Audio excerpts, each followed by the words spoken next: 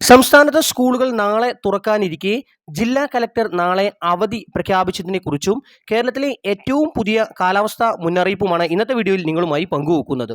വിശദമായ വീഡിയോയിലേക്ക് കിടക്കുന്നതിന് മുമ്പ് ഈ വീഡിയോ ആദ്യം ഒന്ന് ലൈക്ക് ചെയ്ത് കാണാൻ ശ്രദ്ധിക്കുക. ഉപകാരപ്രദമായാൽ നിങ്ങളുടെ സുഹൃത്തുക്കൾക്ക് ഷെയർ ചെയ്യാനും ഈ ചാനൽ സബ്സ്ക്രൈബ് ചെയ്യാനും മറക്കാതിരിക്കുക. നമുക്ക് നേരെ വീഡിയോയിലേക്ക് കിടക്കാം.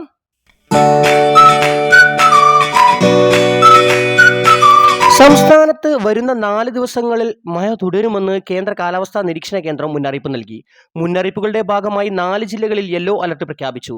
ആലപ്പുഴ, എറണാകുളം, കണ്ണൂർ, കാസർഗോഡ് ജില്ലകളിലാണ് മുന്നറിയിപ്പ് നൽകിയിട്ടുള്ളത്.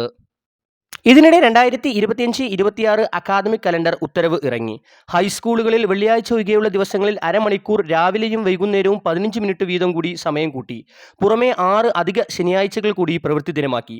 UP ക്ലാസുകൾക്ക് 2 ശനിയാഴ്ച കൂടി പ്രവൃത്തി ദിനമാക്കി. LP ക്ലാസുകൾക്ക് ശനിയാഴ്ച പ്രവൃത്തി ദിനമാക്കില്ല.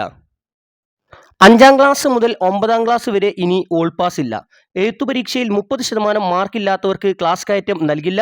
തോൽക്കുന്നവർക്ക് പഠന പിന്തുണ ഉറപ്പാക്കി പുനഃപരീക്ഷ നടത്തും. ഇനി നാളത്തെ അവധി അറിയിപ്പിലേക്ക്, അഥവാ ജൂൺ 2 തിങ്കൾ.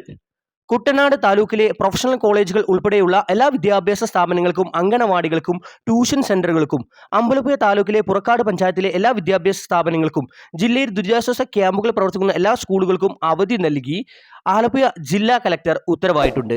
മുൻനിശ്ചയിച്ച പരീക്ഷകൾക്ക് മാറ്റമില്ല.